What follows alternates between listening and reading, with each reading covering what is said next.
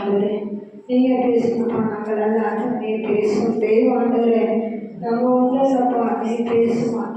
என்ன வார்த்தை நம்ம பேசணும் என்று எல்லாம் அவருக்கு அறிந்திருக்கீங்க ஆண்டவரே. நீ பேசணும்ப்பா, நீங்கள் சொல்லுங்கப்பா. நாங்கள் நடத்த ஒவ்வொருவருக்கும் அந்த இருவையில தாங்க உங்களுக்காக இந்த நாளை நீ சிறுவையில மனிதர் கூட எங்களுக்காக நீங்கள் மறுந்தீங்களாங்க. அந்த நாளை பெற்றுக்கொள்ள எங்களோட பேசப்படியா சொல்றீங்களா? சோதரம் சோதரம் சோதரம் சோதரம் இயேசு கிறிஸ்துவே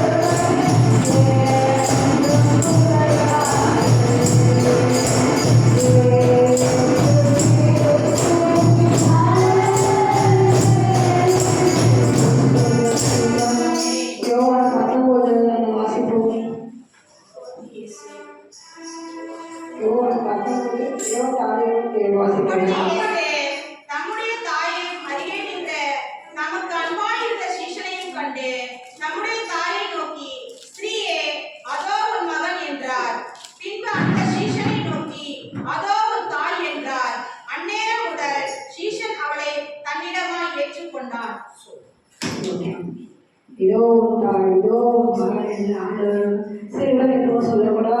தாயுடைய அண்ணன் சீசனை போட்டு இதோ தாயை அவரிடத்தில் அவன் காலத்தில் அவர் ஒப்பு கொடுத்தார். அதே போல தாயை நோக்கி இதோ பிள்ளை என்று அவர் நண்பர் அவர் வெளிப்படுத்தினார். கடைசி அவர் தம் கடமையை முடிக்கிற நேரத்தில் கூட அவர் குடும்பத்தை அவர் விட்டு விடாதபடிக்கு அவர் ஒப்பு கொடுத்துட்டு தான் அவர் சிறுவையில் மறைத்தார்.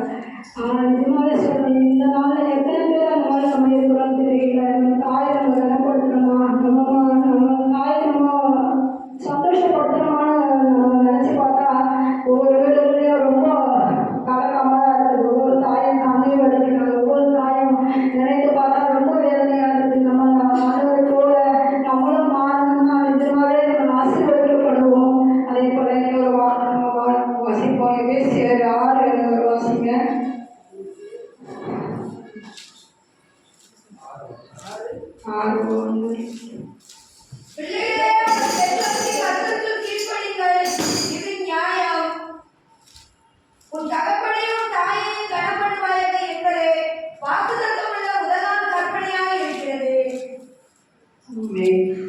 தாய் தகப்பனை நம்ம என்ன பண்ணாங்க, நம்ம ஆயுசு நாட்கள் நீடித்திருக்கணும்.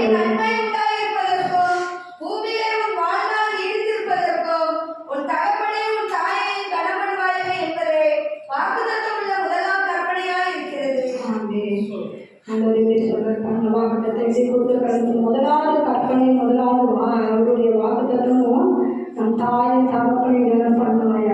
இந்த உலகத்தில் நம்ம தாயை தகப்பனை நம்ம என்ன பண்ணாதான் நம்ம ஆயுச நாட்கள் நீடித்திருக்கோம், நமக்கு சமாதானம் கிடைக்கும், நம்மளுக்கு சந்தோஷம். நீங்கள் அப்படின்னா நீங்கள் நடந்து பாருங்க, நிஜமாவே நீங்கள் ஒரு அர்த்தத்தை பார்ப்பீங்க. உங்கள் தாயை தகப்பனும் சந்தோஷமா நம்ம பிள்ளைங்க இப்படி இருக்கிறாங்களேன்னு நான் நினச்சி நிஜமாக சொல்கிறேன். என் பிள்ளைங்க நான் திருப்பி சொல்லலை, என் கணவர் என் குடும்பத்தை நடத்தலை, என் கணவர் எனக்கு காசு கொடுத்து என் குடும்பத்தை நடத்தலை. நான் ரொம்ப இல்லை, 8th படித்தேன். எனக்கு பெரிய பையன். அதுலேருந்து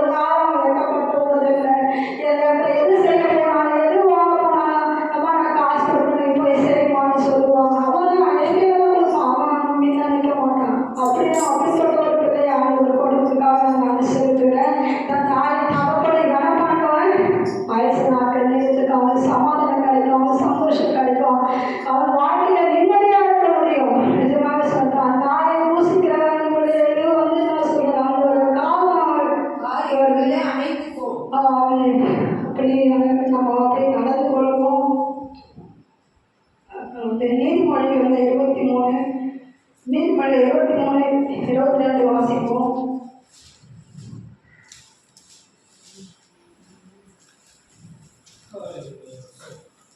உன்னை பெற்ற தகவலுக்கு செவி கொடு. உன் தாய் வயது சென்றவள் ஆகும் பொழுது அவளை அசட்டை பண்ணாதே. ஆமென். தாய் முதியவரை அனுப்புறாங்க. தாயை நம்ம என்ன பண்ணுறாங்க? அசட்டை பண்ணுறாங்க. ஆண்டவரே தன் சாக போகிற நேரத்தில் கூட அந்த தாயை அந்த சீசனத்தில் இந்த மாதிரி கையில் அவர் கையில் அவர் ஒப்பு கொடுத்துட்டு போனார். அது போல் நம்மளும் நம் தாயை தகப்பனுக்கு இறப்பாடுவோம். அந்த வார்த்தை இன்னொரு வாட்டி வாசிப்போம். உன்னை பெற்ற தகப்பனுக்கு செவி கொடு.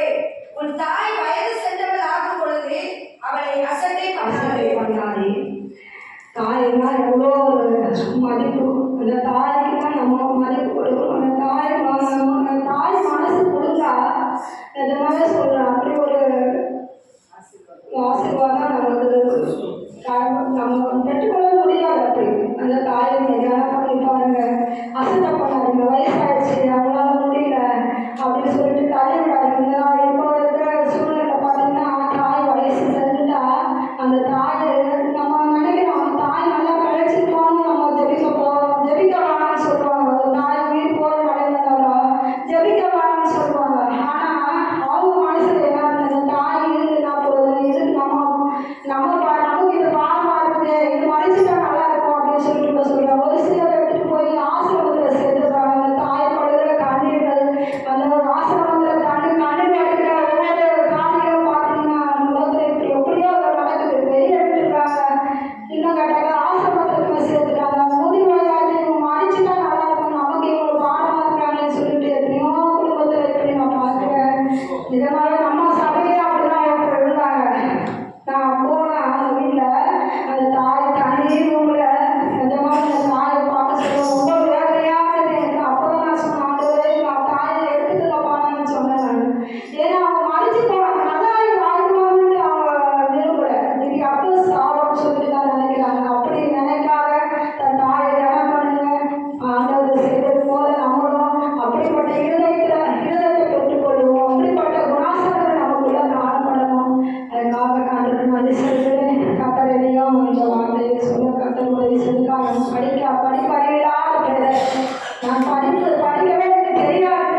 ஆசாரோ படிக்க தெரியாத பிள்ளையா இன்னைக்கு ஆண்டவர் இந்த அவங்க மதியில் கொண்டு வந்து இருக்கிறாரு. கத்தருக்கு நன்றி சொல்கிறேன். நான் அந்த ஆண்டவர்